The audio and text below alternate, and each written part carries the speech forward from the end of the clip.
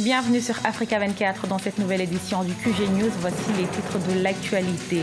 La relance de l'économie, un des défis du nouveau gouvernement du Ghana. Le pays est touché par la chute du pétrole et les fluctuations de la production. Promouvoir l'emploi des jeunes, une des priorités du gouvernement camerounais. Focus dans ce journal sur la mise en place du plan triennal spécial jeunes où une trentaine vont réaliser leurs projets. Et puis en fin de journal, retour sur la Coupe d'Afrique des Nations Gabon 2017, décryptage des matchs avec notre spécialiste sport José Douglas. Mais tout d'abord, ce retour tant attendu par les Gambiens, le nouveau président Adama Barrow est attendu ce jeudi 26 janvier à Banjul, la capitale gambienne. Selon le porte-parole de la coalition, tout est réuni pour permettre ce retour, notamment les conditions de sécurité. Le nouveau président est depuis mi-janvier à Dakar au Sénégal, où il a été investi le 19 janvier à la demande de la CEDEAO.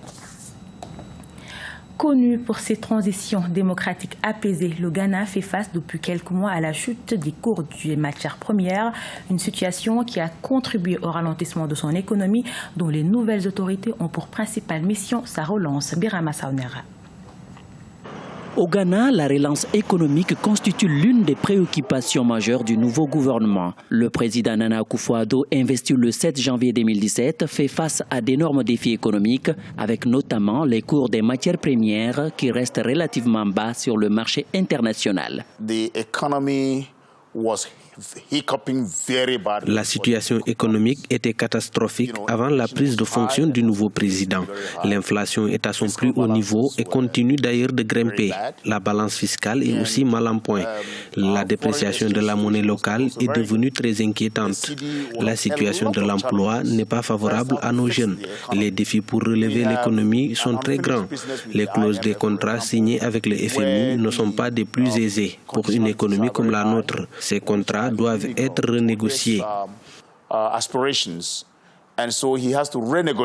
Depuis 2014, les principaux revenus d'exportation ont chuté à cause de la baisse des cours du pétrole, de l'or et du cacao sur le marché international. Les investisseurs internationaux s'inquiètent aussi du climat des affaires. À cela s'ajoute la forte propension de l'État ghanéen à recourir à l'endettement. Au début de l'année 2016, le Ghana a cherché un plan de sauvetage de 918 millions de dollars auprès des bailleurs internationaux. L'investissement est à un très bas niveau, surtout à cause de la montée de la corruption. Mais l'une des principales causes de cette baisse, c'est le déficit énergétique. De nombreux investisseurs sont partis. Mais aujourd'hui, avec les nouveaux dirigeants, nous espérons un changement positif.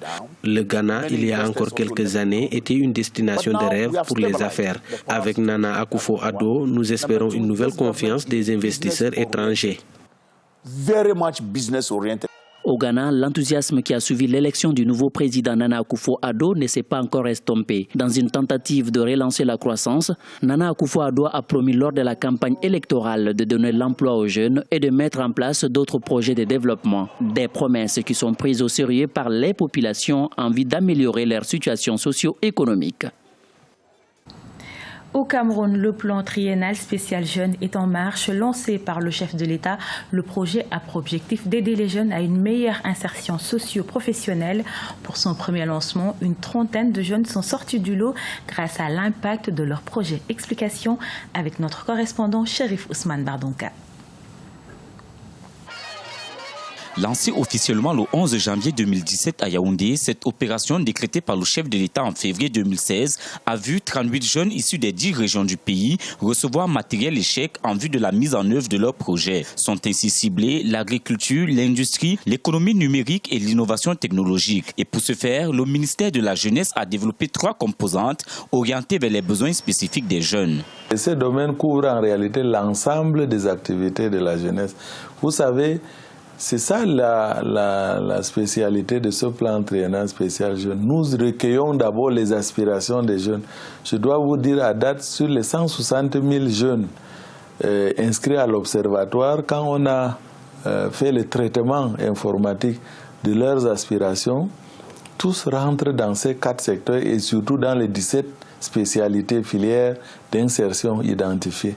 Paul-Julien Bakilis est l'un des bénéficiaires du plan triennal spécial jeune dans la région du littoral. Cet ingénieur chimiste a été sélectionné pour la pertinence de son projet. Après un stage dans une savonnerie, il a décidé de s'installer à son propre compte. Avec les 4 700 000 francs CFA qu'il recevra du gouvernement, Paul-Julien Bakilis ambitionne développer son entreprise et recruter une dizaine de jeunes. Mon projet, je l'ai évalué à 13 millions et j'ai sollicité un financement de 11 millions. Bon, j'ai évalué le projet, j'ai évalué la rentabilité et tout ce qui va avec par la mise sur pied d'un business plan. Et puis, mon projet a été évalué rentable au-delà de 3 ans et demi. Et d'autres points forts de mon projet, c'est les emplois que ça va générer. Mon fonds propre était à 2 millions. Sur cette base-là, je n'aurais jamais pu mettre sur pied une savonnerie. Mais avec l'apport que le plan triennal, la plus-value, c'est forcément me permet déjà de mettre sur pied mon entreprise, créer des emplois. À terme, 1,5 million de jeunes seront enrôlés dans ce plan qui s'étalera sur 3 ans pour un coût global de 102 milliards de francs CFA. Pour le président de la République, Paul Biya, cette initiative devrait assurer la promotion et l'épanouissement intégral de la jeunesse et devrait par la même occasion lui donner une autonomie économique. La Coupe d'Afrique des Nations Gabon 2017 se poursuit. Pour en parler sur ce plateau, notre spécialiste sport José Douglas. Bienvenue José. Merci Mariama. Alors le groupe C a disputé ce mardi sa 3e et dernière journée du premier tour.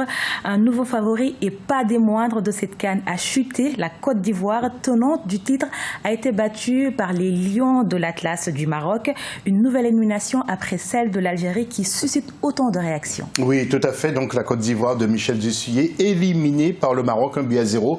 Les Ivoiriens mal préparés aussi n'étaient pas au Gabon pour gagner. Certains ont eu même l'impression qu'ils étaient venus faire du tourisme. Maintenant, il faut tout reconstruire comme pour l'Algérie, même si ces deux pays, la Côte d'Ivoire et l'Algérie, font partie des grandes nations du football africain. Alors, je vous propose maintenant d'écouter l'un de nos éditorialistes. Il s'agit de Noureddine Sali, qui réagit justement après cette victoire du Maroc face à l'équipe de la Côte d'Ivoire. Écoutez-le. Dans les conditions où le Maroc se préparait et surtout arrivait à cette CAN dans les conditions que tout le monde connaît, je pense d'abord passer au deuxième tour. C'est un exploit pour les poulains de Hervé Renard. Je pense aussi que une fois qu'on sort des poules, tout est possible. C'est une élimination directe dans les 90 voire les 120 minutes.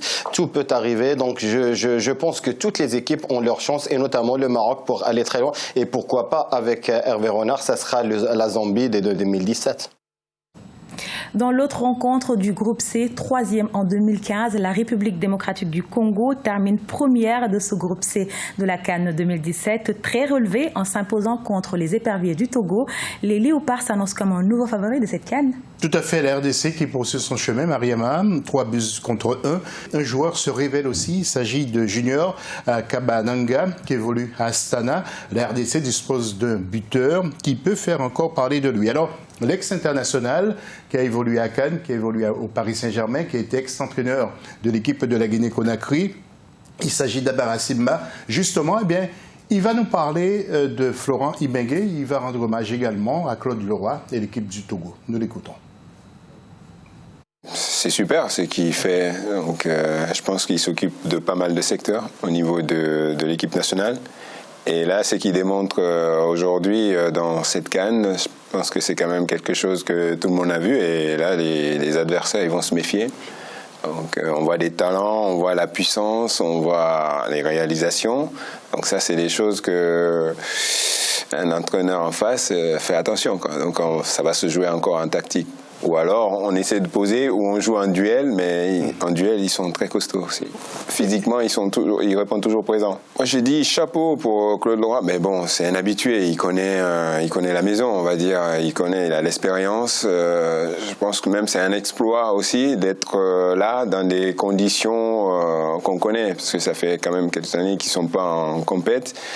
Même si les joueurs ils jouent à l'extérieur, les qualifier et arriver à ce niveau-là, mais c'est vrai qu'ils tombent sur des équipes aussi qui sont vraiment, qui vont aller loin, je pense, et ça l'a pas aidé.